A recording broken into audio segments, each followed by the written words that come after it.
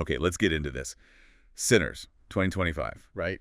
Twin brothers, they head back to Mississippi, and bam, this new life they're trying to build is instantly threatened.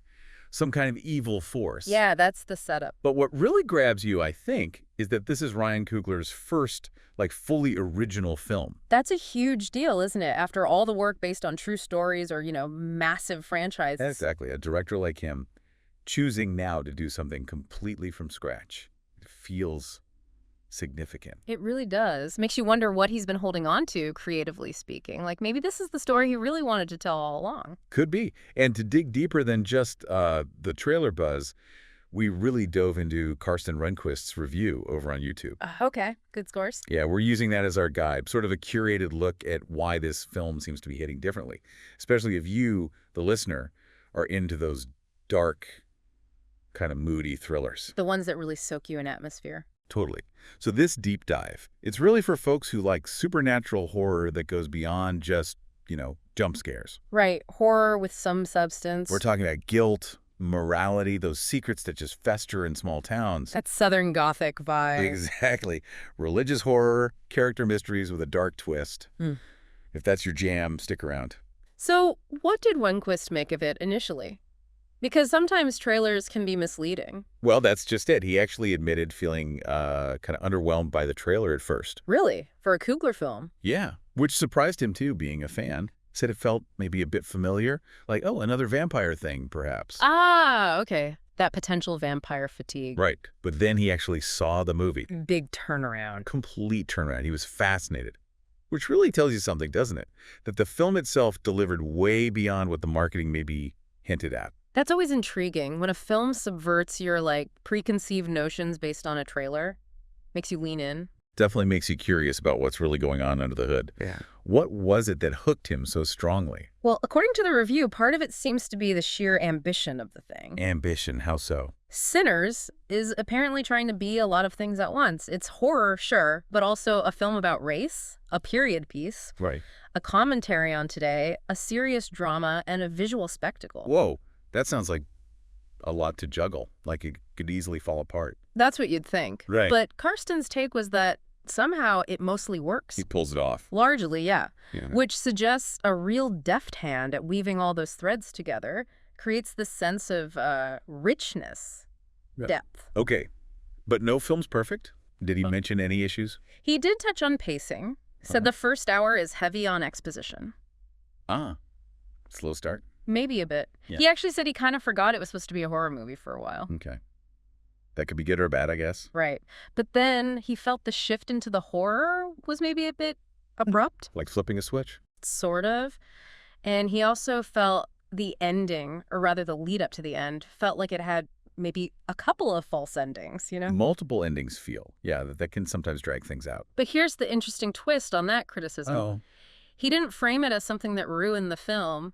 Instead, he described what followed that abrupt shift as this escalating tsunami of horror. A tsunami. Okay. Yeah, Oh. each scary scene just kept topping the one before it. So even if the structure felt a bit off, the sheer intensity kept him locked in, made it feel, in his words, surprisingly cool. So less slow burn, more sudden deluge. Exactly, which Okay. could actually work really well, catching you off guard after that slower setup. It's a different kind of build. Interesting. And for genre fans, like horror buffs. Oh, yeah, he highlighted something specific for them, praised how the film really plays with vampire horror tropes. How so? Like subverting them. Yeah, moving beyond the predictable stuff, not just, Yeah. can they get in the house? It sounds like it messes with the structure of vampire stories. Okay, that sounds cool. For people who feel like they've seen every vampire trick. Exactly. Suggests something fresh, something that engages with the genre intelligently instead of just repeating it. Nice. What about the ending? You mentioned possible multiple endings, but was there anything else? Like a post-credit scene? There was an end credit scene, yeah. And apparently it's been a bit divisive for viewers. Oh, why?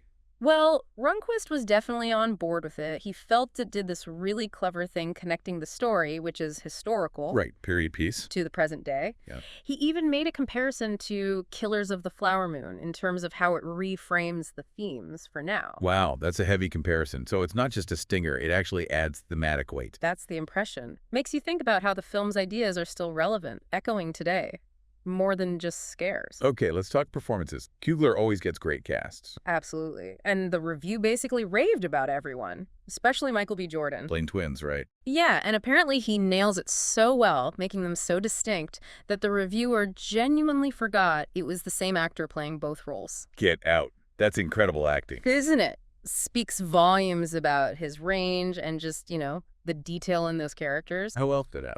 He mentioned Woon Miyaku, who plays Annie, said she had this incredibly powerful, commanding presence right from her first scene. Nice. Delroy Lindo, as you'd expect, was strong. But he also made a point of mentioning Omar Benson Miller. Oh, yeah. What about his role? His character apparently starts off seeming kind of buffoonish, was the word used. Okay. Comic relief, maybe? Partly, perhaps, but the reviewer said he had surprising layers. Added humor, but also tension. Sounds like even the supporting roles got real depth. That's always a good sign. When the whole ensemble feels fleshed out, makes the world feel real. Totally. And it justifies maybe taking that extra time in the first hour to establish everyone. What about the sound? The score? Horror often relies heavily on that. Oh, the score by Lig got huge praise. Rundquist's description was pretty intense. So, Called it an incredible bed of sound, this ambient foundation. mm-hmm. But then it apparently swells into these massive waves of emotion, all within that dark sort of country setting. He even compared its impact to the Oppenheimer score. Whoa. High praise indeed. That immersive quality. Yeah, sounds like it really gets under your skin and ramps up the feeling of the film. Okay, performances, score. Yeah. Anything else really blow him away? There was one specific scene. He wouldn't spoil it, obviously. Right. But he said it was the most impressed he'd been by anything in a film in a long time. Wow. What was it? Visually? Yeah. Described it as a breathtaking blend of styles and eras. Said the camera work and the VFX were just innovative. And he contrasted it with how often, fancy tech in movies feels like it's just used because it's easy, not because it serves the art. Yeah, I get that. Style over substance sometimes. Exactly. But this scene, he said, felt genuinely original. Not just copying other stuff, like a real wow moment of filmmaking craft. Man, makes you want to see it just for that scene. Right. Sounds like one of those moments you talk about after.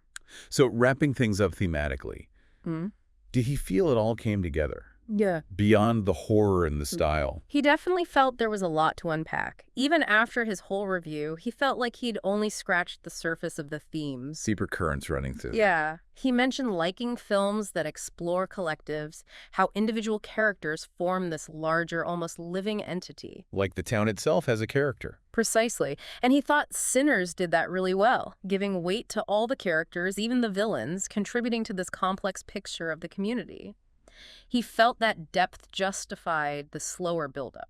Makes sense. You need time to establish that complexity. It creates a much richer, meatier experience overall. Okay, so let's try and synthesize this. Sinners 2025.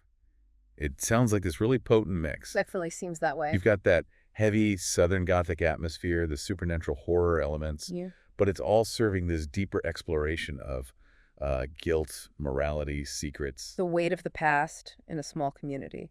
And it's Ryan Coogler stepping into totally new ground, originally speaking. Yeah. Sounds like it's surprisingly fresh, really strong performances, innovative visuals, and sound.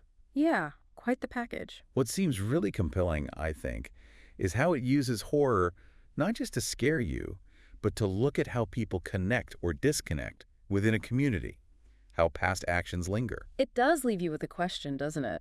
Thinking about tight-knit places. How much does that unspoken history, that collective guilt maybe, shape things now? And how could something, well, truly evil, latch on to those hidden cracks? That's a chilling thought to ponder. So if this deep dive has got you curious about Sinners, You should probably check it out. yeah, the reviewer's advice was pretty clear. Go see it big and see it very loud. Form your own opinion. Exactly. And hey, if you enjoyed this kind of breakdown, digging into a specific review and exploring the themes, definitely subscribe to the channel. We do more deep dives like this all the time.